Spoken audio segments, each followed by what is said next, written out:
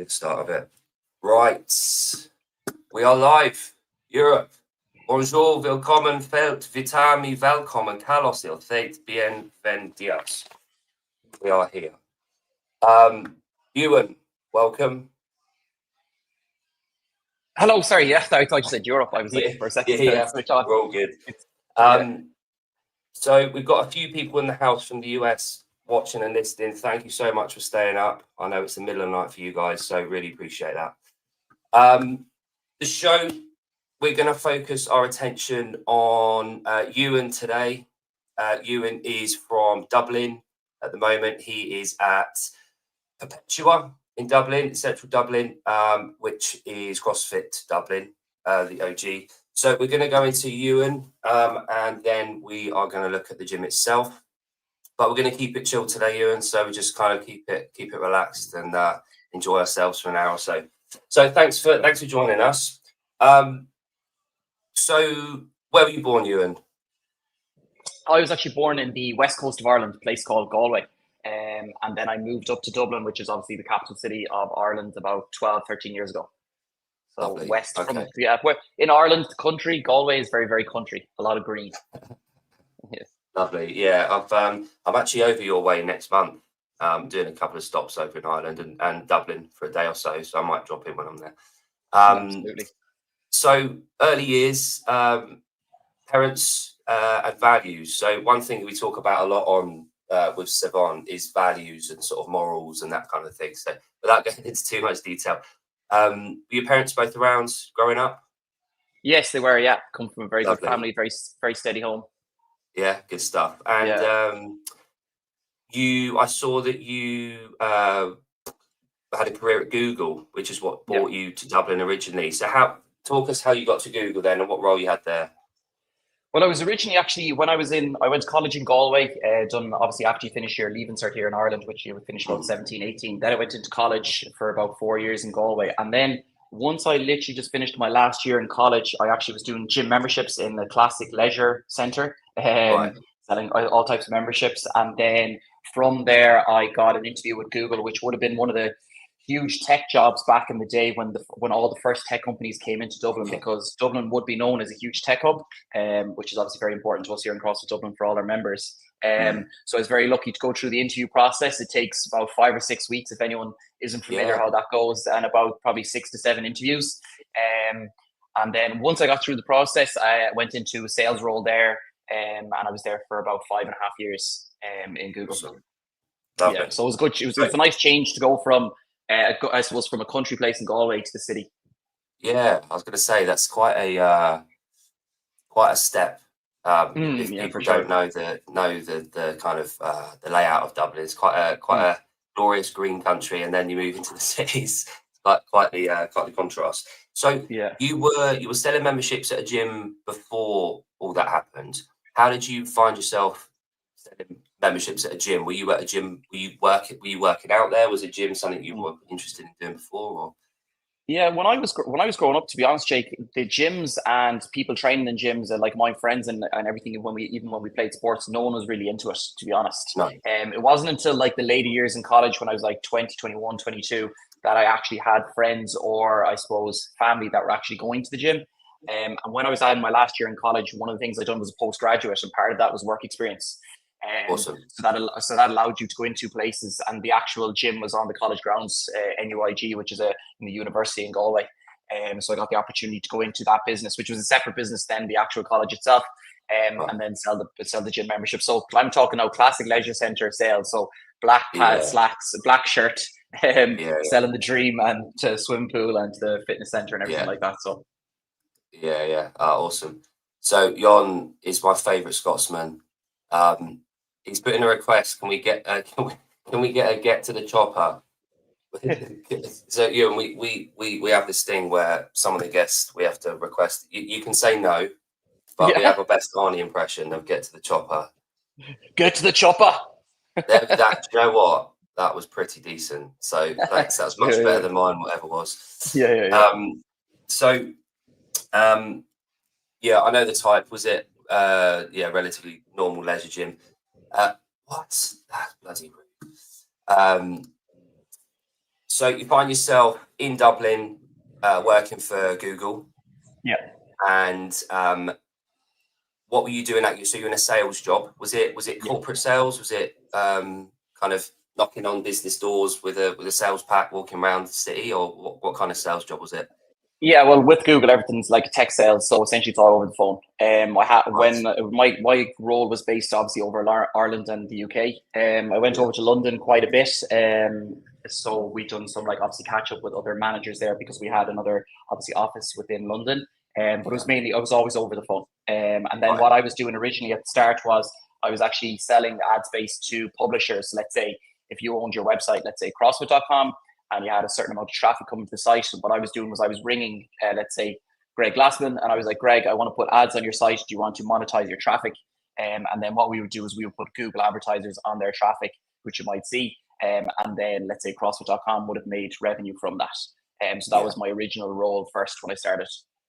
Excellent. And we were talking 2012, did you say? Yeah, I think it would have been around that. I was trying to go through the years when I was cycling in this morning, but it would have been around that. Yeah. Right. Okay.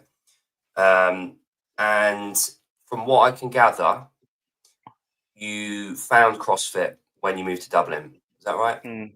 Yeah, cool. I was actually sitting in the office next to one of the girls who was also in a sales role as well.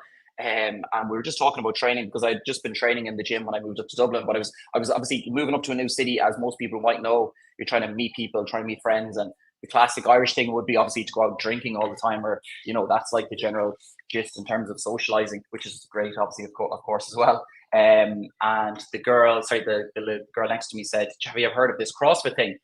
And I was like, "No." She goes, "My husband is actually training there. He is actually a former Leinster rugby player. He's involved with the Leinster management still, Leo Cullen.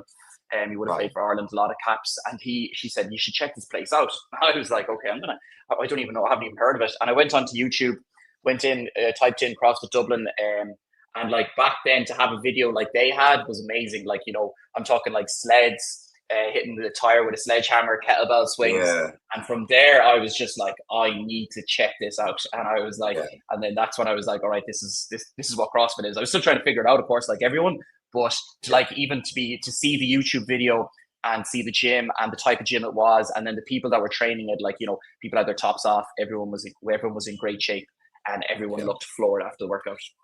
Yeah. Do you know what? Funny enough, I think we probably found CrossFit around the same time. So it was early 2012, via weightlifting, by family connection. I got told to go and visit a CrossFit gym because they were the only place in the area that sort of had a weightlifting club there, a barbell club. Walked in, looked around, and although I carried on doing weightlifting for a little bit, it was the optics of seeing what people did was the sales tool for CrossFit. And it is interesting that both of us had that sort of same experience around the same time. Obviously, the social media and media wasn't necessarily a massive thing back then. I think this is probably before Instagram, I would have thought, or around the time it sort of launched. But yeah, funny, some of those original videos that you see, you can still find them, that they really bloody stood out. They were very different from what you were seeing from the likes of David Lloyd or, your Life Fitness and bigger groups. They were completely unique. And for anyone that wanted something different, a challenge and something very physical, the optics and visuals are so important.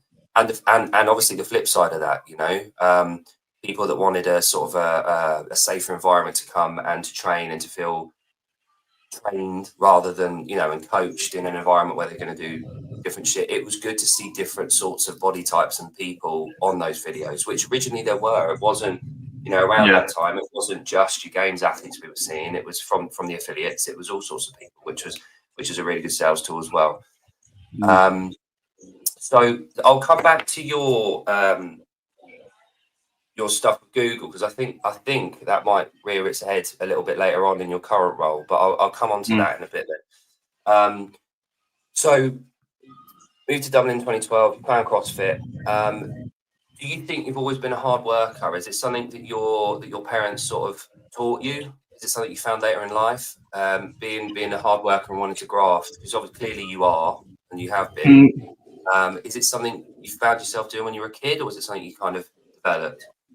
Yeah, I think to be honest, it was kind of instilled. Like I'm the youngest in my family, as they always say, I had it the easiest. But you know, when you have like father and two brothers and a sister, all like my two brothers have both businesses themselves. My sister works super hard as well. I think it's like if you see them being successful and you see them working hard all the time, and the same with my father as well. Like dad used to be up every morning like 5:30. I knew no different in terms of hard work when it came to that kind of things and being successful. My dad was obviously looking after the family the whole time. And then you can see that same thing with my two brothers and sisters still. So yeah, I would have seen that always growing up. To be honest, I wouldn't have felt as if I was a hard worker pretty much until I came into college, when I realized that if I actually want to do something with my life, that I actually have to be like, I have to study here. I wasn't like that in the previous years. So there was a little bit of a shift then. But I think it comes back to anything I do today, or even previous years in college. If I have a passion about it, I can actually and I really enjoy it. I have no problem working hard for it, and that's really why the changes have happened throughout my career.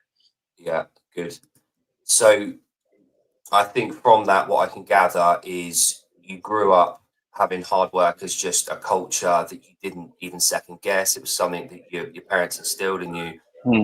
And then later on in life, you got to reflect on the fact that came to you naturally because of your upbringing, and then you could use that as a tool to get ahead of everyone else. Because upon reflection, and that does show itself with our training, I think, and the nature of what we do.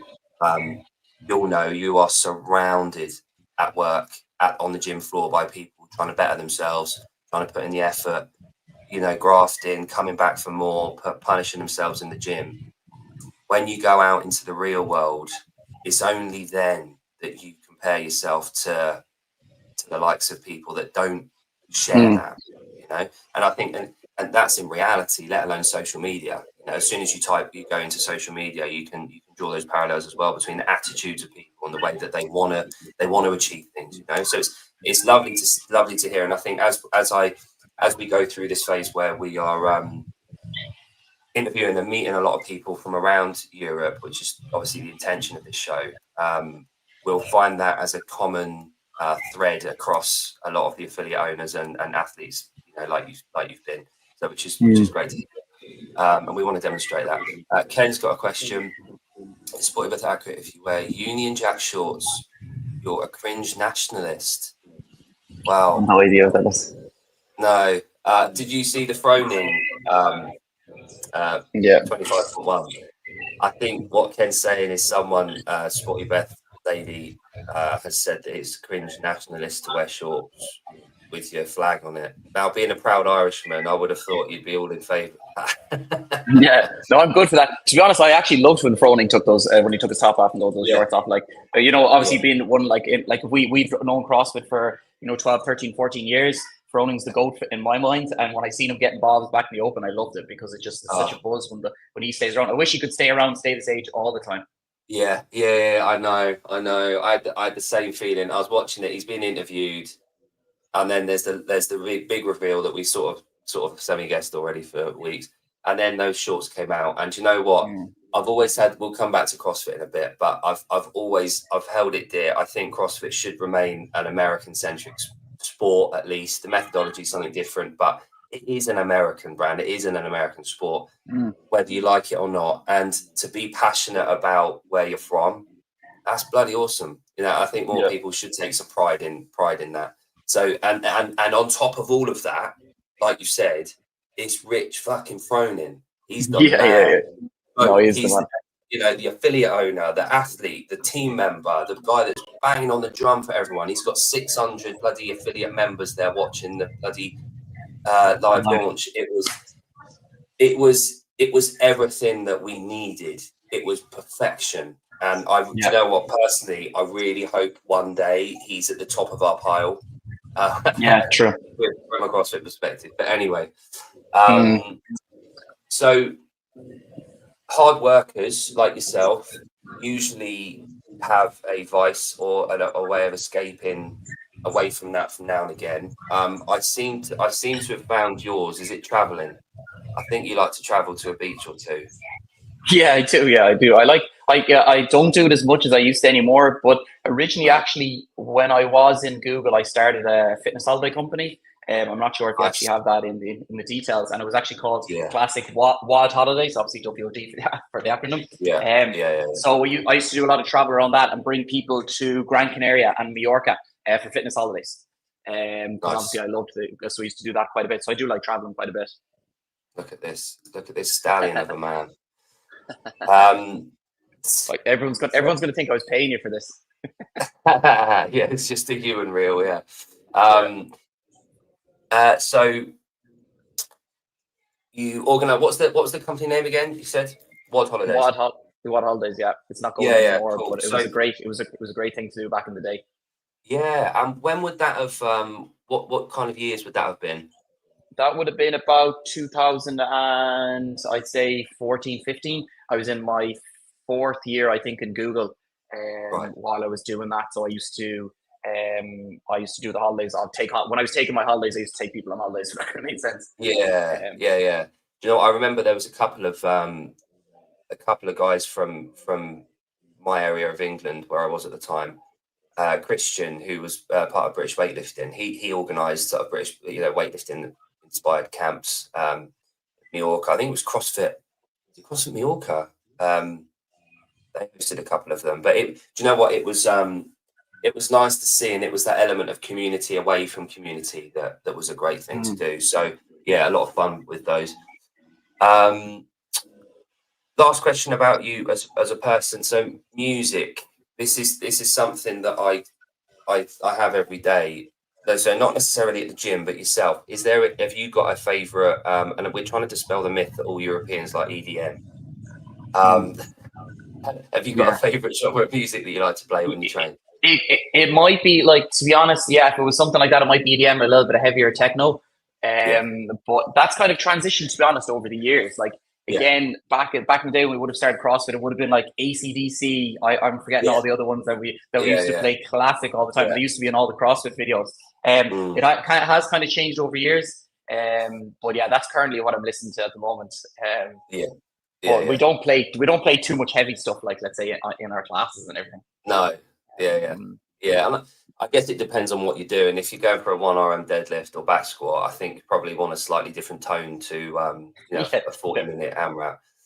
But yeah, no, good shout. Right, so any sports at school? You're a rugby man? No, so actually rugby wouldn't have been a big thing in the west of Ireland when I was growing up.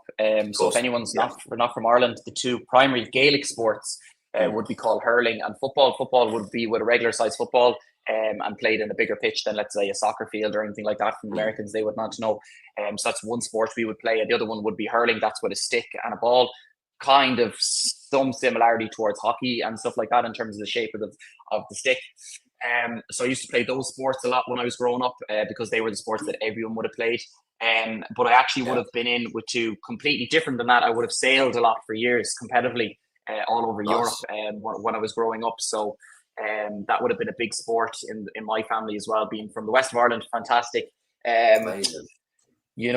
Facilities, and also for, like, the west of Ireland, beautiful weather and the wind and everything like that. So I used to take that quite competitively, and that's actually where I actually began my coaching, I suppose, journey. So I did used to coach sailing as I was growing up, 14, 15, 16 during the summers. That's actually how my coaching journey started. Okay, that's really interesting. And what were your clientele when you were there? Was it a mixed bag, or was it sort of? Would have been all younger people, to be honest, Jake, like young people that would have been learning how to sail. So kind of the process would have been that if you were about 15, 16 and you knew how to sail, you would have taken kids on a camp for about 2 weeks, Monday to Friday, and you would have taken them sailing for about 3 or 4 hours a day. Your classic summer camps that would happen all over Europe and Ireland and stuff. And that's what I would have done. So lovely. Good to know. So moving into sort of your experience personally with CrossFit, I saw a post that Castro was at your L1. Is that right? Yeah, that's how long ago it is. Now you're showing my age. Yeah. Where were you? Where did you have your L1? It would have been in CrossFit Northern Ireland, which would be up the north of Ireland, Belfast.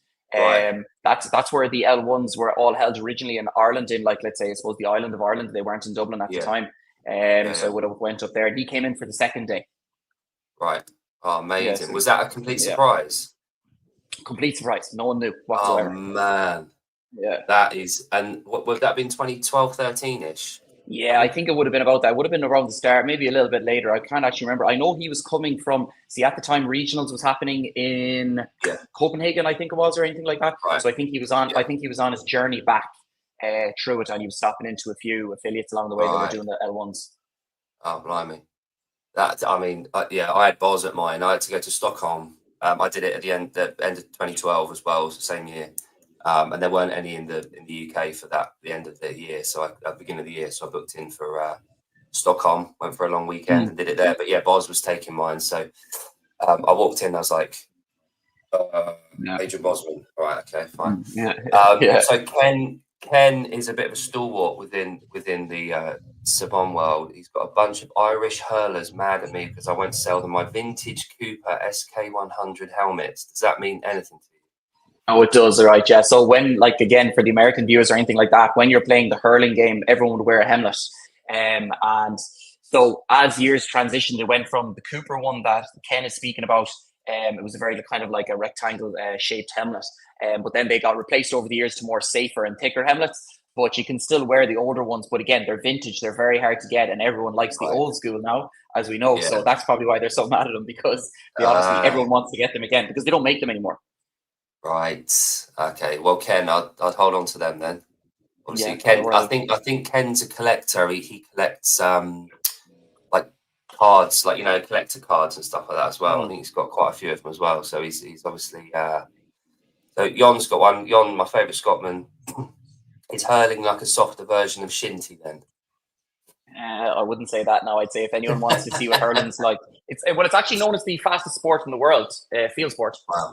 Yeah. It's like honestly, if you were to go to, if I was to say to anyone, you were going to come to Ireland, Crow Park on July, August, or September time, there's about 80,000 people in a stadium, sunny day. You honestly will not beat that atmosphere. It's the best sport in the world to look at. Yeah. Oh, it's wow. phenomenal. Yeah. See, this is exactly why the show's necessary. We need to learn and export some of this kind of stuff culturally. So something I didn't say necessarily about me was I live on the Isle of Man, so I'm sort of halfway between. And I did spot, where are we? Presenting stuff. Usually I'm on the other end talking about all sorts of funny buggers. So the Filthy 150. Yeah. That on the end there is Erin Bonnet. Oh, I remember Erin. Yeah. Yeah, so she's the owner over here at in the Isle of Man. So I trained there pretty much most days. So it was funny just to see her face popping up there. But that was 150. So this was, what year would that have been? About 2015-ish, 2016. It says there on the board. Yeah. Oh, yeah, that would help, wouldn't it? Big on that. Yeah.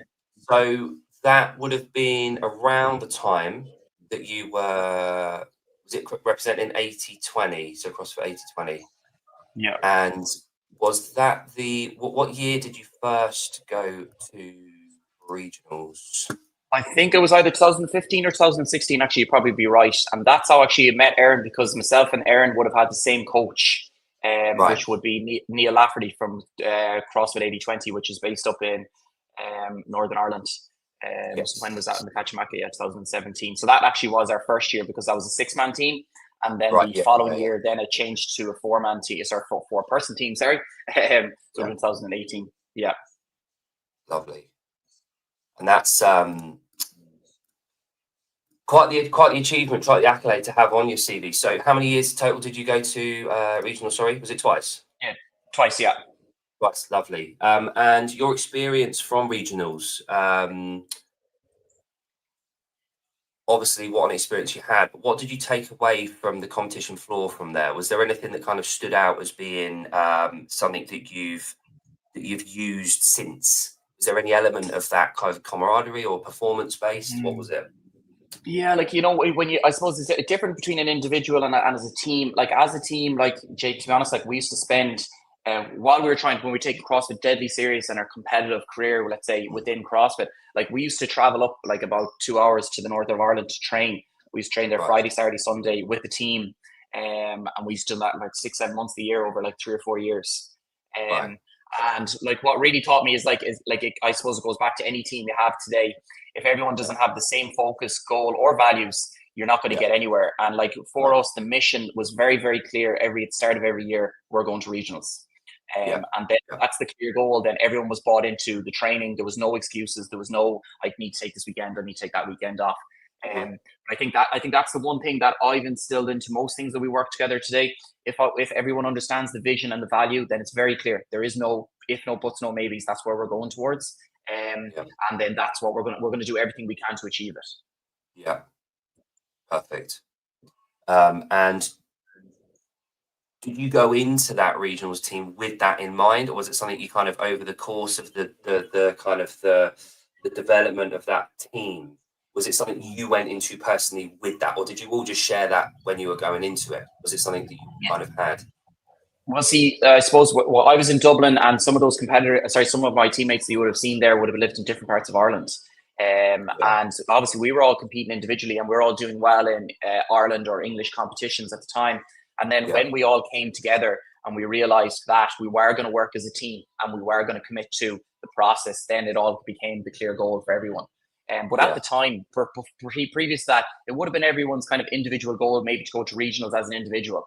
But back then, it was like at its highest standard to reach individuals, Europe, top 30 in Europe, to make it in. So you had to be like the top end. So I think a more realistic goal for us as a team first was to get there as a team, get a feel for the experience, to see the type of athletes that were there, and then from there try and see if we can get there as an individual. Yeah. I should have asked this earlier. How old are you now, Ewan? I'm 37. 37. Okay. 37, yeah. Good. You know what? I turned 40 in a week. So I'm in the 40 to 44 category during the Open this year for the first time. And it's a very different experience. So I'd ask that because just to give some perspective on the kind of the timeline. So we're looking at 2016. What we 9 years ago, she'd have been 28, sort of peak, at peak sort of time. I would have thought for CrossFit now, retrospectively, obviously it's different for males and females, but I think you're probably looking at muscle maturity, having the legs about you, the experience in the gym itself on the competition floor. You're probably peaking around then, I would have thought. But yeah, what a time. I mean, you've got obviously Fawcett would have been to the games the year before. You had like Sharonki coming through around then as well. Will Kane was on the look and stuff. So it was quite an exciting time. So to have been one of the top athletes from the region at that point would have been quite the achievement. So it would have been the time we came, I think 11th or 12th in the regionals as a team. That would have been the year Fawcett GST would have qualified in first. Yes, I think in Europe in the Kakamaka that time, and we actually won the last workout, Jake. Right, it was 50 clean and jerk, worm clean and jerks for time. And honestly, we were backstage like we qualified for the games. We were we were gone crazy just because I suppose the accumulation of work over the last like 6 or 7 months that it came to hand was phenomenal. But like again, that probably was the buzziest time in terms of competitive CrossFit, especially within Europe, because the standard was so high for individuals, so high. Like, and that's obviously why the games, or like let's say HQ tried to change the process in terms of individuals and split Europe up and everything like that, because the level was so high. Yeah, and I think a number of factors. I think didn't necessarily quite get the magnifying glass on it from a media perspective for the level that we had then. I remember watching some of the competition and thinking, blimey, this does need to shift slightly. Although, I definitely don't envy their position to have to try and solve that problem. So, well, all HQ needs to do is actually just go to Kakamaka or go to Copenhagen. I remember going to Copenhagen for my first, just to watch the individuals, and that was back when Sarah Segensdottir and all them made their debuts. And just to see the atmosphere and the level that was at that time, like how they didn't understand like Europe was like, because Europe had the biggest attendance of all regionals within, America and everything like that, and even Australia back in the day. Like they just had to see it, like it was huge. Yeah. And again, the nature of the layout of Europe, if you host something centrally, so Germany, that's why Germany probably, and France get quite the infrastructure for travel, the centrality, the flights and access to it's no wonder when you've got over 750 million people across the continent that can travel within sort of 2-3 hours into Germany. It makes a lot of sense, and why these events are big. It's like the 2013 Invitational. That was in Berlin. That was an insane event to go to. So so I think we are, as a region, we are probably about 10 years behind US in terms of development originally. So around 2016, we were probably at the point where we were starting to catch up the US in terms of performance and know-how, access, that kind of thing. So, but fast forward to now, 2025, 10 years later, I think we've done a good job of catching up to some degree. We've still got a way to go, but I think performance-wise, I think we're probably there. I mean, all you got to look at is the women's side of it. You know, Europe has been pretty dominant for the last couple of years. But I think what happened to what happened to most athletes, like European, especially male athletes, what happened when I think the biggest mistake or like thing they needed to learn from was to travel over to America, climatize, and they seem to change that over the years. Like the Goodmansons and those guys, they went to America a lot earlier. They understood what the heat was like, what it was like to train in America and just getting climatized over there. And I think that wasn't really happening a lot. So the Americans, let's say, did have a good advantage when it came to the games, especially against the Australians. Yeah, I think so. And I think as the years have gone by, I think from a performance perspective, you know, the Miko Salo bloody story, Sisu, and the video that Savon filmed, you're going to have your outliers back in the day when the performance level wasn't necessarily where it is now. The bars, obviously, the thresholds through the roof now. It's changed completely. But you could probably get away with being in a dingy dungeon, fucking freezing your bollocks off with some meatheads in the basement doing strict Fran, and then go to the games the day before and compete. The level of performance now requires you. It's not an option. You have to acclimatise. You have to get used to the different performance level, and I think it's why a lot of the athletes are having to move from Europe into warmer climates to train year round in that environment. And also, again, like stress levels. You know, if you're training, you're waking up at 9 o'clock in the morning, you're becoming a professional athlete. Let's say you can go, you can train, you can nap, you can sleep, you can lay out in the sun, you can get down to the beach, you can have your rower out in a decent heat. It does make a difference all year round. So I think a lot of the European athletes, they just need to realise that they have the option to move and to be able to prep their bodies all year round. It does need to happen. So I think potentially that's why the warmer climates within Europe are going to find themselves with a better athletes over the period of time, depending on the coaching and the facilities. For sure. So last thing about that, Irish CrossFit. So I know obviously there's different cultures in Ireland. I know that, you know that. But if you were to pin one unique aspect about Irish CrossFit, is there anything that you'd say highlights that? Currently, is it current? The current Irish and historic, you know, throughout the last, let's say, 10 years, is there anything that you would say in your travels you haven't seen necessarily elsewhere, or it could be that there isn't one. It could be that CrossFit is just broadly the same wherever you go. But is there anything culturally that the Irish bring to CrossFit or training? It's hard to know. Like, obviously, everyone can say the classic word community. I think like Ireland itself as a culture, if you were to take away CrossFit and everything like that, is a very friendly place to come, and the individuals definitely are. And I felt that no matter what, I traveled like one time, done a tour across Ireland and UK, and I visited like 50 boxes in 3 days. It was a crazy thing I'd done back in the day. And when I went to every box, I always felt that everyone was very welcoming. And like that is another classic thing to say for CrossFit in terms of the community. But I feel as if the Irish people are very much like that, and they're encouraging for any level of fitness to come in. Yeah, for sure. And it's my old gyms, my old affiliates were in Greater London area, so a lot of our clientele, the type, it's very quite different from a rural setting. But the type of people that came and stayed in the box and the affiliate were the type of people that wanted community and were willing to be part of one. So you end up with the group of the same type of people that are wanting that. So it's a magnet, I think, for those same type of people that want to work hard. They want to part of community and they just want to crack on with life. So, where was your affiliate in London? We used to have one in Battersby. So we were Greater London. So we were Windsor area. Okay. Just outside Heathrow. So I had a couple there. And that would have been ownership 2015 till 2021. Okay. in that sort of region. So yeah, just on the outskirts, we got a lot of drop-ins from like when the athletes were flying into Heathrow, they would call ahead and just sort of ask to use the gyms and that kind of thing. We were about 10 minutes away, so it was quite nice. But yeah, we were 5 minutes from Eton College. I don't know if you know Eton for what it is, but it's one of the world's premier all boys schools. So people come from around the world. It's where all your politicians go, all the really, really wealthy people go. 5 minutes away, and then the other 5 minutes away was Slough, which is quite an industrial town. It's where the Office was sort of based and filmed from Gervais. Quite a very, very working class area. So 5 minutes either way, you've got this complete fucking contrast between these two worlds. And at the gyms, we had a mix of those sorts of two people working out together, training together. They'd walk in from a different world. It was like two aliens meeting on a separate planet. And then we had the opportunity to make them do the same thing at the same time. And all those barriers are breaking down. And then they get back to their, to their own world. So it's a really, really different experience back then.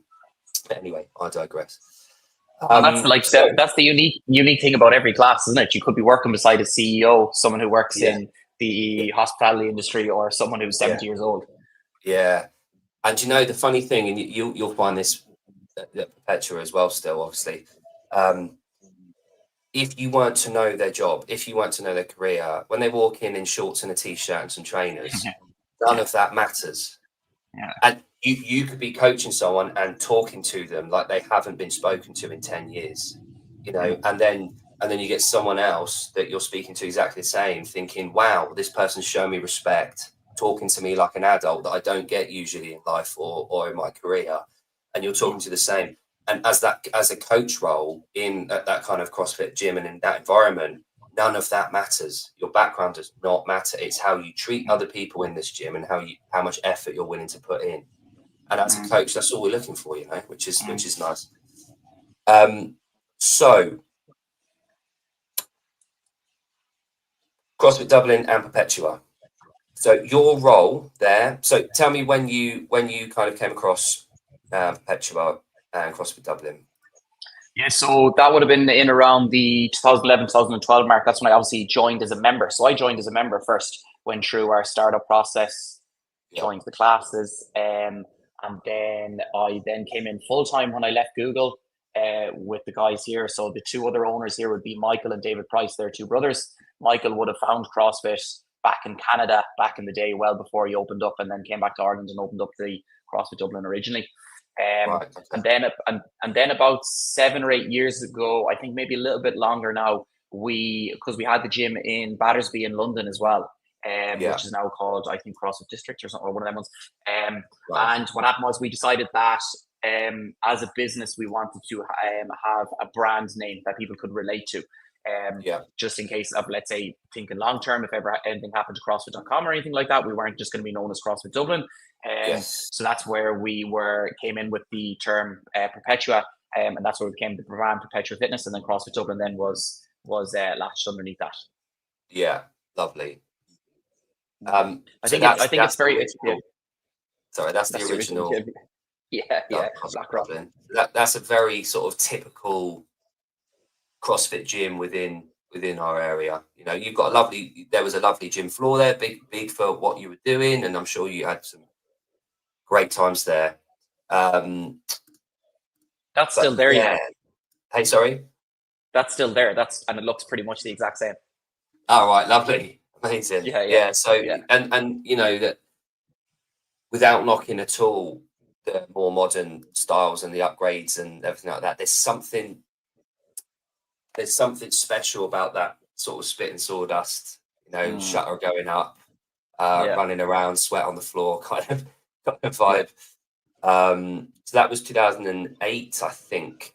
I read that CF Dublin was formed. So fast forward to Perpetua. So Perpetua, the word, the name, how did that come about? What was that? What did that mean? Was that something that you kind of thought about for a little while? Was it something that kind of meant Yeah, something? yeah, I think these would have been again Michael and David originally, like the two brothers that would have came up with that term. I think it means unbroken in Latin or something like that. I Yeah, actually don't know the yeah, actual full background of it, but yeah, that was a mm, word that they felt they could resonate towards. It yeah, meant something to them, and then they felt yeah, it would be a strong connection for the community as well. yeah, yeah. Perfect. And Athena's got a good question. How many members are at the CrossFit side? So, do you distinguish? I was going to come on to this in a bit actually, but good timing. At Perpetua, do you distinguish between? Obviously, you do the classes, but do you distinguish between the gym floors? So, Yeah. your affiliate, your spin classes, your just gym that you do. Yeah, we would. Yeah, so we would have currently, I'd say we've about 350 plus members on our CrossFit side of the business. So Uh, we've been kind of holding steady at that number now for the last number of years. yeah, Which yeah, so but yeah, we would have like an actual membership just for the CrossFit area. I'm actually pointing out at it right now, but yeah. lovely. Yeah. So, and honestly, I'm just clicking there. The size of the space, what you guys have done with the space. So this is your CrossFit space that you guys have got? Yeah, Yeah, yeah, that is exactly. Yeah, that's insane. yeah. It's probably our whole unit that we're currently in now is probably about 12,500 square foot. Wow. And then this area you're probably looking at is probably just over five and a half. But the way Right. we run this, Jake, I'm not sure, like some affiliate owners might be used to this. We've been doing this for years. We run two classes at the exact same time. So Yep. see where you see the skipping ropes there on that Yep. pillar. That Yep. would be one side of the room. There would be 16 people there, and there would be 16 Right. people on this side of the room. Right. And then we alternate the start times every 30 minutes. So it Right. means that we Okay. get yeah. And in terms of timetable, then, so do you do that to combat the peak periods in the day, so mornings, lunchtimes, and evenings, or is that throughout the whole day, or what would you? How many classes do you have? So we have about 14 classes a day. We start at 5:45. So let's say first side of the room 5:45, next side of the room Yeah. 6:15, 6:45, 7:15, 7:45, 8:45. Then we have lunchtime, and then the first evening class then starts at 5:15 all the way through. Yeah. We've always had that option because we feel as if when we obviously have a lot of members and we want to give them a little bit more, I suppose, options to come to a class rather than have to wait for the 60 minutes. Yeah. So Yeah. it allows us to like turn through the members, I suppose, give the clients as many options as possible in terms of starting time. Yeah. Yeah. Yeah. For sure. Yeah, that's a great way of doing it. And I know you said about I don't know how other affiliates have done it, but I think for the out of necessity, I think that those kind of solutions that present themselves. Obviously, you're going to have. I would assume. Do you have two coaches on the floor then? So you have one Of coach course. briefing at the beginning. Yeah, cool, lovely. Yeah. Yeah. Um, one thing, one question I was going to ask about this, and about a couple of the other bits and pieces.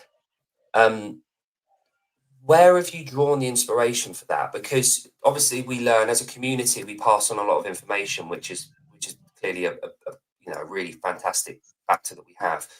Are you part of any kind of mentoring group? Is there anyone that you kind of go to? I know you've got Two Brain, and people like that in the industry. But is there Mm. anyone that you kind of get mentorship from, or is it something you do as a group?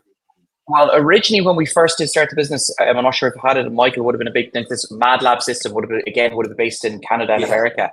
yeah, That would have been the system we would have ran for a good few years, especially the way we developed our coaches, especially in London. London would have followed that process for years, and especially in Dublin. And then when we came into this new facility, which we've been in about 6, 7 years, and that's where we brought in the other concepts, which I'm sure we'll talk about.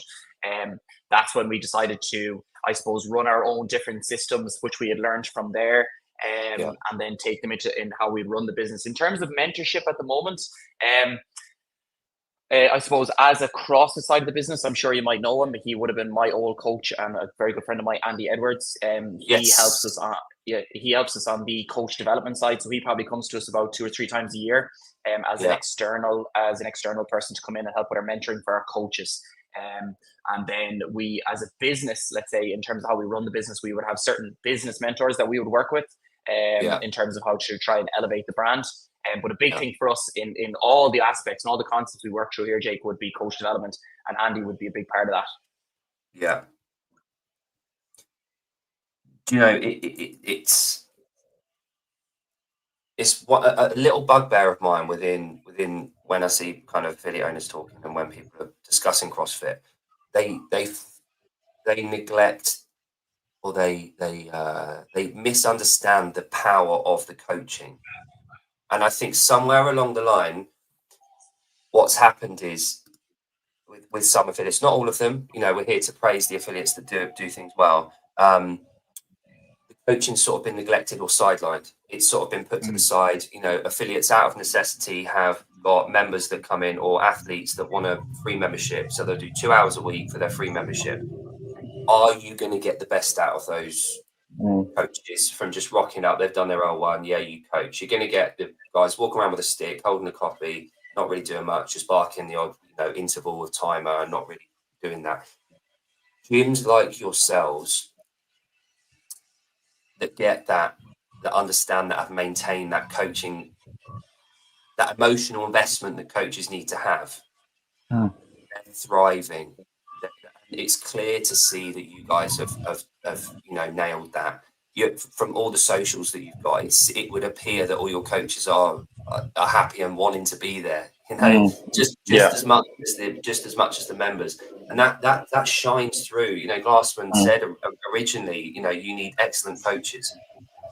That's where everyone comes for. We you know, we're the swim instructors. You know, we're not lifeguards, we're swim instructors. So it's lovely. Sorry. Yeah, I was going to say, yeah, it's very simple. Like we have a phenomenal facility here, best facilities, unbelievable change rooms, towel services, cafes, the whole lot.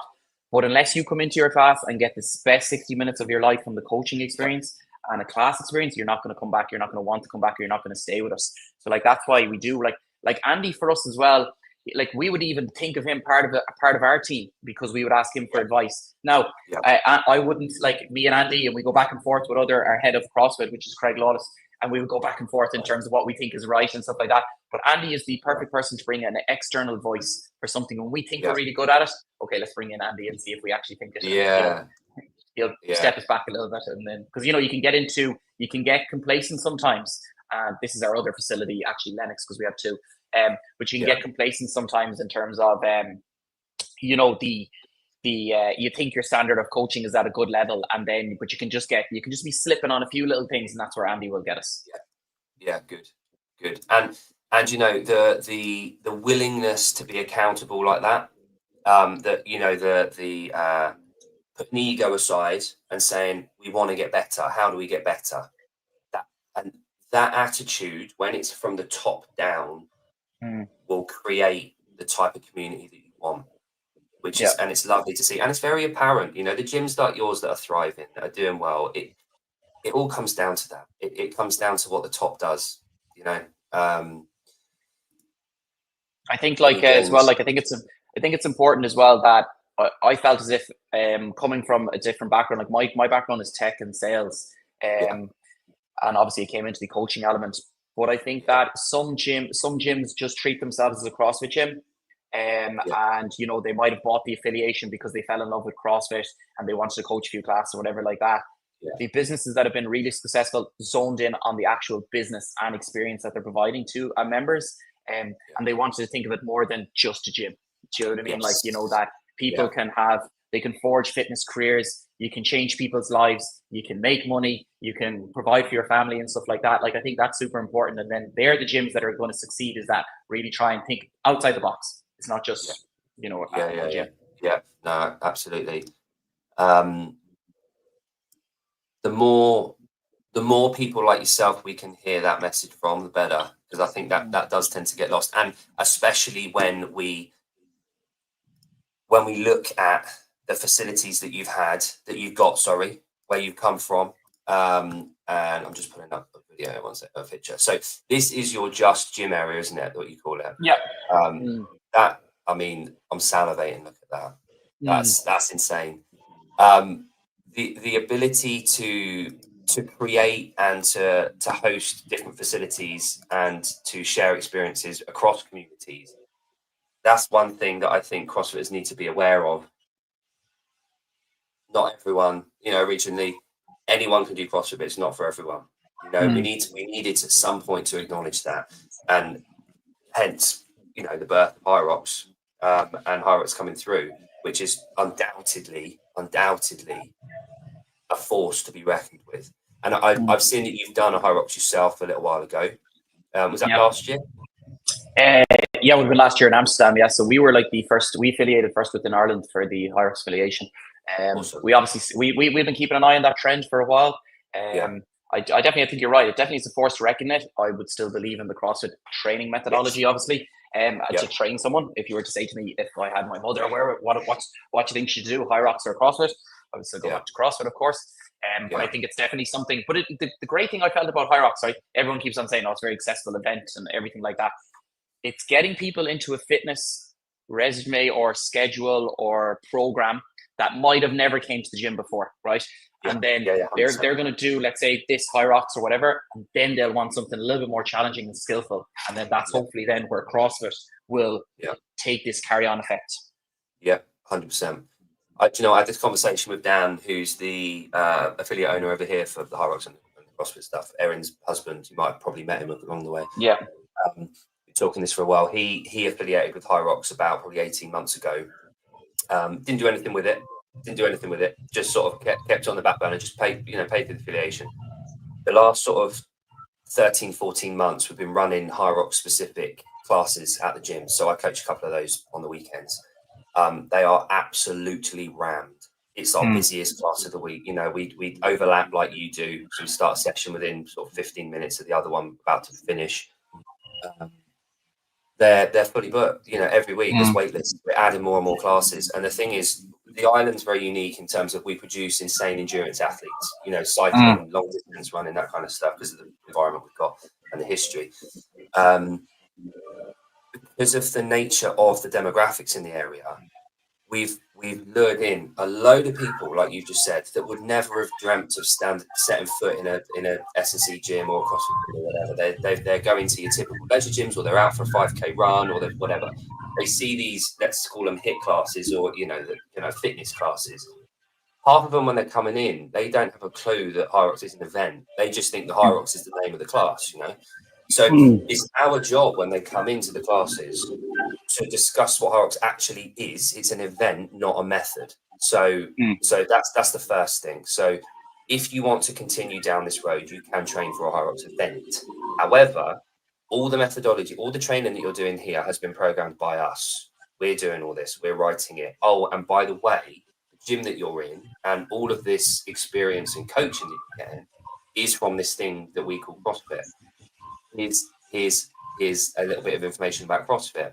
And they'll say something like, "Oh, that's that thing I've seen online with all those barbells," or that's that's the one. However, you're in the environment, you're doing what we do anyway. Let's develop you here. So we've had so many new members within the CrossFit side of stuff via Hyrox sessions being advertised. I think any CrossFit affiliate out there that hasn't jumped on the chance to do that is slightly behind. They need to embrace that kind of thing. Yeah, we actually have a Hyrox simulation on right now. Nice, excellent. Yeah, good. Yeah, so how many people would you have on there on your average sim? Do you run like every 15 minutes? Yeah. We have about 75 people doing it now today. So we started there at 9:30 and we'll run all the way through till about 2:30. But again, they would be either members who are currently a CrossFit, our Hyrox members, or we've got outside people coming in. But we have sleds and everything. So obviously we've artificial grass put down. They're not in those photos you kind of show. So you can run the full simulation. There's a run around the block. It's perfect, and it's actually a lovely day today in Dublin as well. So we're lucky.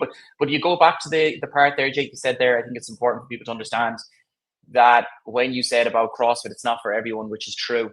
And what we're seeing as well in terms of an ecosystem in the business, when you actually might lose a member, right? If you actually lose a CrossFit member, the potential is you might not get them back, and then they leave the facility.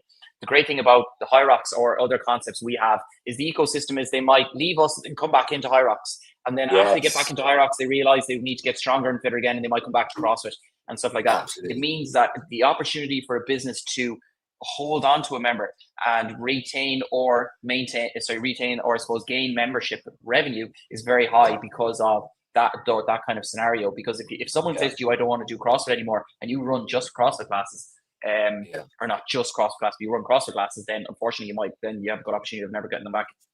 Yeah, no. Do you know what? That's something I hadn't even articulated. It's something that I think is obvious when you spell it out, but it goes unsaid. I think when you've got options at the gyms, you see the typical, the people that are starting to tail off with the CrossFit, whether it's the time of the year, it's getting cold, they've got a family, they've got a newborn, they've got a new job, whatever. They go down to that. You get the email, can I go down to 2 a week? All right, okay, red flag there. They're going to be leaving soon. Here's another option. Can I ask you why it is that you are, going down to it? Is it availability of classes? Is it the type of training? Half the time they'll probably say, oh, well, I don't want to be lifting heavy weights, or I don't want the gymnastics thing. When you really nail it down, okay, here's another option. We'll take that load, the physical volume and load off your back. Why don't you focus here? Here's some goal setting opportunities. And again, if you've got the right coaches on board and you've developed them well and they know what to look for, they know how to look for those flags, rather than just saying, just email, info at, and just say you want to go down. Have the conversation before that, that official email sent. So very, very good point. Athena's written, if it's an event, why are you paying for the affiliation for Hyrox? There's a couple of reasons there, but Ewan, your answer to that, what would your answer be? Why would you pay for Hyrox? I suppose Hyrox themselves as business hasn't really got into it yet, but we want to be known as a Hyrox training club, which we are. So if people search first, and we can obviously use the brand term Hyrox. Some people use it and don't pay the affiliation.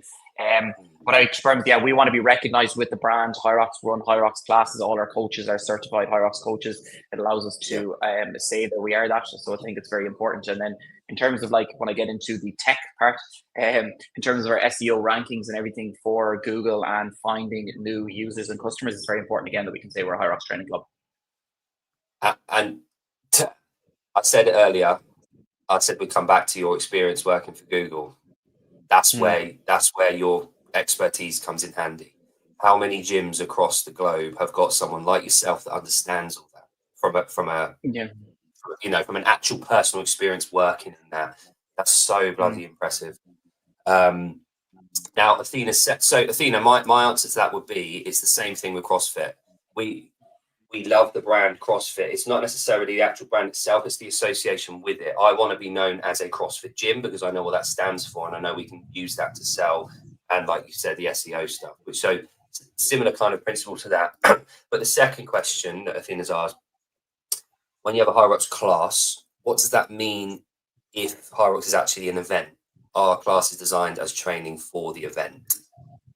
Yeah, the best way I would normally describe to an individual that would come in, I would say, I suppose I give them something that they could, I suppose, relate to. So let's say, I would say, think of an Ironman. If the Ironman is a certain event, you're not going to train for that for an Ironman every day. What we're going to do in our classes is prepare you for the race eventually. So we're doing different versions of the Hyrox event, or getting you stronger, getting you fitter, so that when you enter the Hyrox event, you're ready to rock. Yeah, 100%. I think that's the main difference in the training between CrossFit. If you compare it to CrossFit and bring it back to that, obviously varied functional fitness, high intensity. When you go and compete on the gym floor with CrossFit, 9 times out of 10, you won't know the event that you go into. You won't know the actual movements or anything like that you're going to. So you have to be physically prepared across the board for everything. Yeah. Hyrox, we know what you're getting in for. We know exactly, meter for meter, rep for rep, what you're exactly going in for. So the training itself can be cookie cutter. It can be, if you didn't want to get involved and mix things up and train it, you could create a cycle, a 12-week, 16-week cycle to train for an event if you wanted to. So yeah, it's a very different kind of prospect. But also, like I said earlier, Athena, the people go to Hyrox sessions, especially from my own experience on the island. People go to Hyrox sessions, not necessarily, so similar to CrossFit, they don't necessarily go to compete in the event. They go to the style of training that goes with prep for that event. So people that go to CrossFit gyms, 3-5% of them will go to a competition each year. The other 95-98%, they don't necessarily want to compete. So we're getting them in the gym, we're getting GPP, we're getting physically prepared for everything. Hyrox is a slightly different twist on that. We're getting the more aerobically based, but also the power and threshold work is just as important for Hyrox. And Ken makes a good point. So Ken, I believe, is early 60s. Burpee broad jump BS has been the hardest piece for me. So I'm not sure if Ken's actually training for a Hyrox. But yeah, you're gonna get your certain areas of development areas, let's say, for a Hyrox event. A 62, there we go, nailed it. So yeah, so there are a lot of parallels between Hyrox and CrossFit, and I think we can, as CrossFit gyms, it's nothing to be afraid of. It's something you can embrace. It's something you can incorporate. It's something you can actually use to your advantage a lot of the time. Yeah, I think that's a good one, because you can use the methodology and programming structure that you would have, because what you will see is some gyms will just really try and murder people every session, probably classic old school CrossFit. Let's go in and wreck everyone at the start. And I think a lot of Hyrox affiliates or gyms will just try and mimic events too much. In terms of the way we structure our classes, we've got like 15 Hyrox classes a week now, but we would split the days between strength days and conditioning days. So just primarily strength. That, and then if you're like, I suppose, educating the client as they walk in the door that this is needed for you to improve in your race, and it's not all just about running and rowing 1K and broad jumps and everything. They'll understand it. So. Yeah, and again, it comes back to your original point about the coaches and the development there, top down. Are you briefing your coaches as an affiliate owner and as a manager of coaches? Are you educating them on the why we're doing what we're doing? Is the programming sent? Is it understood by the coaches? Why are we doing this plyo work? Why are we doing 5x5 today? Why are we testing? Why are we cycling through this? If a member asks yourself during a question why we're repeating the session we did 3 weeks ago, why are we doing that? You know the answers.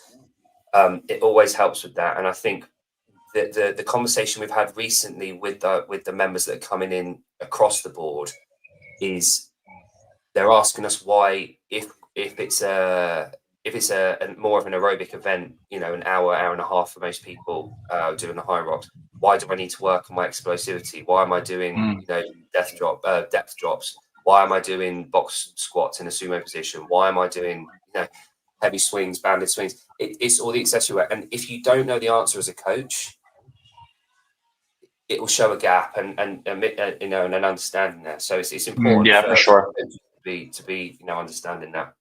The question here, for someone like myself or most of the people of Scale Nation, it just wasn't quite at the top of the want list. I think it was to do with something else. So one thing I noticed about your, I went onto the website. I mean, again, like, I've asked about your inspiration and where you get a lot of your ideas from. It's quite clear that you bring a hell of a lot of experience with you, especially from different kind of parts of your life. When we look at the website here, this website is absolutely fantastic. Like, it's broken down perfectly.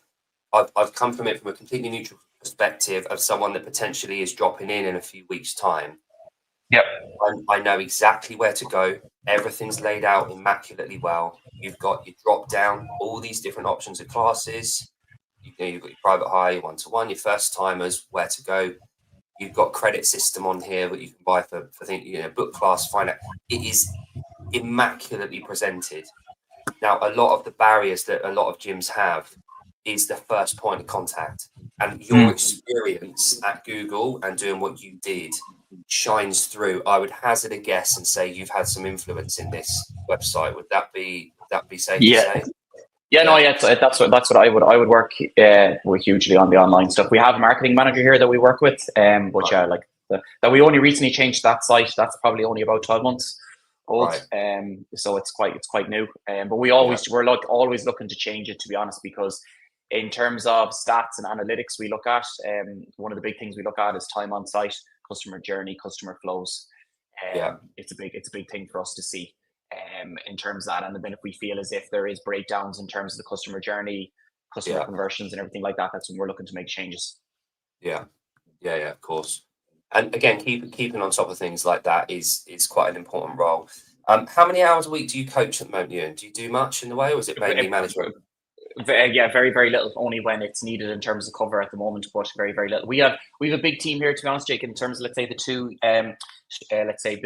two locations we have about 65 staff, in terms of everything from coaches to our front of house, in terms of management, facilities, cafe. So we quite have a lot of people. So yeah, then that's where we have a big coaching staff. So we're very, very lucky. Yeah. Well, lucky. Yeah. Yeah, lucky maybe in some ways. If I was going to the management side of it, you can have your good days and your bad days. In terms of, like, obviously dealing with a lot of people, but it's we're still very lucky in terms of having two successful locations. I think fortunate from from a perspective of looking back in hindsight with what you've got now, you feel very fortunate to have had that. But that came from a lot of bloody hard work, a lot of know-how, a lot of experience, a lot of ideas, a lot of testing, a lot of trial and error. I'd imagine there's a few things you've potentially tried to roll out or tried and it hasn't quite worked along the way. It would be very, very easy for someone to come along and say, you're lucky, you've got this, you've got your experience, you've got this facility. It's easy for you to attract 350 CrossFit members because you've got this gym floor. It's the same thing as when you look at an athlete and you say you're lucky, you've got your right female length, you're only 5'7", I've developed, I've worked on this for years and years and years, and hopefully people can see that, and it shines through with the professionalism and everything. So the one thing that I found on the website that I wanted to just quickly pick your brains in before I let you go, because I know you're busy. No, it's okay. Your values. So on there, you've got your values. You've got community, innovation, personalization, well-being, and resilience. Are those things that have sort of developed along the way? And how did you come to those 5? So you've got your community is a clear one. That's part of the value. That should be the bedrock of everything. Innovation, again, quite clear from having a look at the website. You're very innovative. You've got a hell of a lot of innovation in terms of technology on the gym floor, the type of your style that you've got going on, or your presentation of everything. It's very innovative. There's very, very, very few gyms that will share that with you. What do you mean by innovative? Is it all round, or is it something to do with the actual facilities? Or? Yeah, well, this one you're currently looking at here in the video is our Lennox studios. This would be mainly just studios. We wouldn't have our CrossFit in this one. I think when I was saying innovative, it's very important that we adapt and listen to what the actual consumers want in terms of fitness industry. So again, CrossFit's not for everyone. And I think if you're staying on top of trends, whether it's something's happening on social media, what people are interested, let's say, in terms of Hyrox and stuff like that, I think it's just being innovated in those ways. In terms of growing the business, you'll just be a lot more successful. In terms of like the values, how do you come across your values? It becomes to kind of, like, I suppose, when you sit down with the owners and it comes to, again, it goes back to what's the mission here? What is the mission? If you don't understand your mission, then how can you get buy-in from all your staff to actually work for your business? Because it's very easy, again, come in, do 2 hours, okay, sound, tick the box. We want people that are loyal to the business, but also feel as if they're an owner themselves nearly, in terms of the way they will present a class and coach a class, because it obviously represents them as a character and as an individual. But I think, we've done the values out with the owners, and then we discuss them then with the teams to make sure that they understand the values. Does it make sense to them? Do they have any questions? Do they have any feedback? What do they think our values should be? And then from there, then that's where we kind of devise them. They have changed over time, and they probably will change again very soon, depending on how the business goes. We've a few things happening at the moment, which will probably make the direction very clear in the next month. So yeah, they will adapt over time. Yeah. And that, again, keeping on top of things like that and making sure that you're keeping up to speed and not just that in rhetoric and dogma and from 5-10 years ago, yesteryear. It's very important to keep up with the times, and it would appear that you've done that. Resilience, the last one of your values, resilience. What does that mean to your average gym member, do you think? I think it's just like, just showing up, turning up, and don't let anything else affect your day. Do you know what I mean? Because at the end of the day, people are coming in with all different things are happening in their lives, whether it's work, family, stress, everything. Just come in, do your workout, and then you're just going to develop yourself as a stronger person, I feel. And you will be prepared for anything in life. That was a classic one in CrossFit back in the day. If you train with us, you'll be able for anything in life. Do you know what I mean? No matter what comes up. And I think that's just super important for people to understand that they will become more resilient, more fitter, more stronger, more healthier. They'll be better for their family. They'll be better for their friends, better for relationships. It's just so you can carry over so much to people. Yeah. Oh, absolutely. Boz, I know I said Boz did my L1, but this is 2012, but he said at the time, there's like a 2-year wait list to become a CrossFitter. So when you do your L1 or when you start CrossFit, you start on day one, but there's a 2-year wait list to really become a CrossFitter. And that meant nothing to me at the time. Like, I was like, all right, fine. I don't know what you mean, but fine, you've been doing it longer than I have. And then he said something about your members and watching members from a coaching perspective. He said there's a 2-year point at which CrossFit has changed their values. Everything shifts. And in the first 2 years, you can guarantee if people are coming and hitting CrossFit, either they get a new job or something changes in their relationship. So they get married, they meet someone new, something changes. And I didn't believe that until I started coaching, started seeing people coming through the doors and owned the affiliates. It was this magic number, the 2-year mark. That people got to 2 years and all of a sudden they were a completely different human. They've completely changed. They've been turning up, they've been putting in the miles, they've been putting in they were part of the community officially. We understood them, they understood us. There's this harmony that sets up after a couple of years. And that resilience piece really does tick over. It goes into your life, it bleeds into your life. You're putting yourself in a damn corner. Every time you go into the gym, you're in a hole. You're purposefully putting yourself in there. So when you go out to the real world, you are a lot more resilient to stuff. I'm willing to put myself through shit. So when you throw it at me, it doesn't mean as much. Yeah. And I love that. That's why I brought that up. Resilience is a really strong word for what we do. So, and Athena, who's in the chat, she runs, I don't know if you know Athena, she runs an affiliate and a seminar and an education piece called Scaled Nation. And she works with large bodied athletes. So people that are, morbidly obese, looking at the challenges that they face, getting them into the gym as the first big hurdle. And then what can we do, coaching coaches about what hurdles that we don't even think about. And one that she said to me was like, do you know the load limit on a C2 row machine?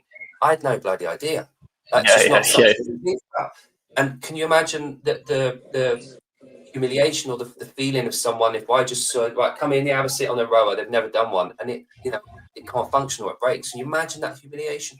So again, from a coaching perspective, we need to become a lot more resilient. And going back to what you said about kind of developing your coaches, because I know I keep hanging back on that, but it's so damn important that affiliate owners realize this.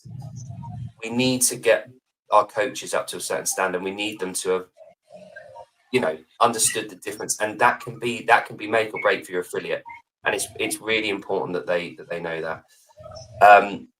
Anyway, back to you. My last question, I guess, for you, Ewan, is, I know you touched on it about Perpetua and changes potentially, but for yourself, from a personal perspective within Perpetua, where do you see the next couple of years with CrossFit? Obviously, we've gone through a bit of a turbulent year. We won't necessarily don't need to go into the specifics of it all, but there's been difference of opinion from a lot of different people. At the affiliate level, I don't feel any change at the affiliate level. I walk in the gym, I get there in the morning, I see the same people, we do the same stuff, we say goodbye, we go on our way, and everything's the same. At the affiliate level, have you noticed any shift in the CrossFit gym floor? The only change I would have seen recently would have been the competitive element. I feel as if the competitive element of CrossFit isn't as big anymore, especially between our membership base. Years ago it was. Yeah. And again, if I was to walk out to that floor now today and I said, Rich Froning's coming here tomorrow, right? Probably a lot of people would be like, who the hell's Rich Froning? So I feel as if like we're lucky in that way that like I suppose the bad vibes that are currently coming from athletes, CrossFit athletes, to try and take out CrossFit or not encourage it, then isn't really filtering down to our members at the moment. So we're very lucky. Like that. Our CrossFit community isn't very CrossFit-y in terms of the games experience. They'll watch it, but I think it comes back to us as well. Like we, as an affiliate, just need to focus on ourselves in terms of providing a coaching experience like no other for our members and making sure they're improving. It's like I was thinking of this one the last day because I was speaking to someone about it and they were like, all the CrossFit athletes. I was like, I support Manchester United. I don't like the owners, right? Okay, and I don't agree with anything they do, but I absolutely love the team and I'll do anything to support them every time. And it's the same. I would think of that as our members on the floor. I'm like, I'll do anything for them to make sure I see them progress. I don't care what happens at the top level for now. They'll figure that out. And I feel as if I myself as an affiliate owner, I'm not impressed with in terms of how the CrossFit athletes have went about trying to take down. I think they need to remember what the bedrock of their careers was affiliates and CrossFits. They need to remember that when they talk down on the games, they're affecting affiliates all over the world. I need to remember what changed people's lives here. Like CrossFit changed my life. I'm sure CrossFit changed your life. Like a lot of things, forget about the CrossFit games. Remember your affiliates. And that's such a common answer across the board. I do talk to a lot of affiliate owners from around the globe. We have no 10 years ago when you were competing in regionals, there was a clear linear progression from affiliate to sport. It was quite clear, and I always bring this up. I have my L1 handbook on my desk at all times. What we do at the affiliate now in 2025 isn't the sport. It's not. It's not the same thing. There's a clear distinction between the two. Because of that distinction, we're safe. We're safe from everything that's going on at the games level. It's not going to affect us until they decide to step up a gear and they try to wipe out the thing that we look forward to, the circus act once a year.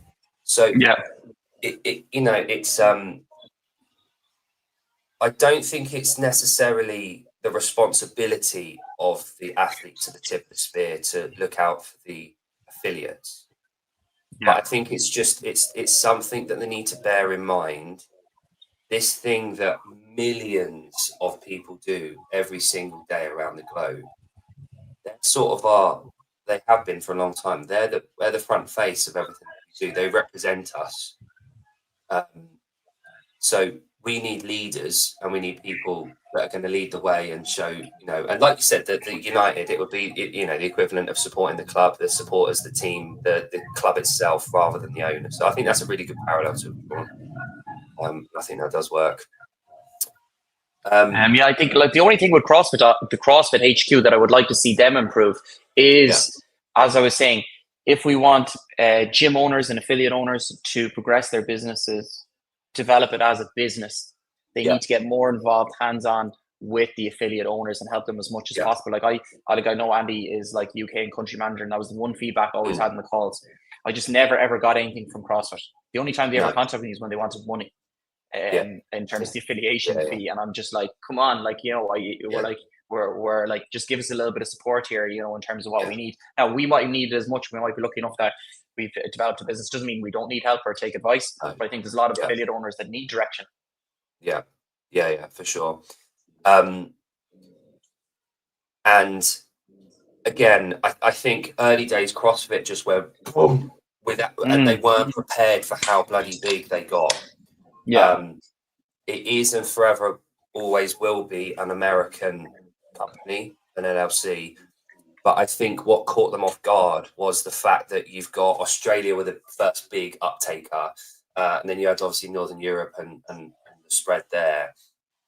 I don't think they were prepared for what happened and what rolled out, and they couldn't keep up, and it kind of snowballed a little bit.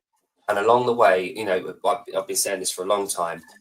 I don't begrudge them at all. It's not a negative. I don't begrudge them for the fact that we've had very little contact. And as an affiliate owner, I did get frustrated when I saw all the videos, everything coming out of CrossFit around California and around the area and around the US. Absolutely. That's where they started. I don't begrudge them for that. However, what I have said all along, if they want that 30 million number, if they want those however many affiliates they were trying to go, if they're after a new audience, if they're after expansion, they need to think global. They can't always have 30-man HQ in somewhere in the US. It needs to expand from that perspective. They need to touch base. They need regional regional offices, someone to take over. And there needs to be an expansion from that perspective, rather than just looking at the number of affiliates we can get initially. It needs to be communication, and it doesn't need to take too much time and effort. But it would look like the last sort of month or so, from what I've seen coming out of there, it looks like they've made some real concerted effort and they're going to do that. So it could be a really good time. I think we've got a lot to look forward to with CrossFit. And this was going to be my point, is that when we divide up the sport and to put it over here as the spectacle that it is, and we focus on CrossFit, you know, the methodology and the affiliates, I think we're safe. And I think that the future of CrossFit could be really, really positive. You know, but it's just surviving the storm. But yeah, all good. So again, from these people aren't actually relatable to the average person, to the person that we're trying to deliver the answer to the world's most. Exactly. So Ken said about more Rich Froning, Colton, Sprague, the faces and personalities we need. Absolutely. And again, what I don't want to come across as is completely kind of sidelining the tip of the spear as something that's just unachievable, so we don't need it. We absolutely do need that tip of the spear to demonstrate our sickness, fitness, wellness, fitness continuum. We need it. However, we do need to demonstrate the other 99.9% of what we have got.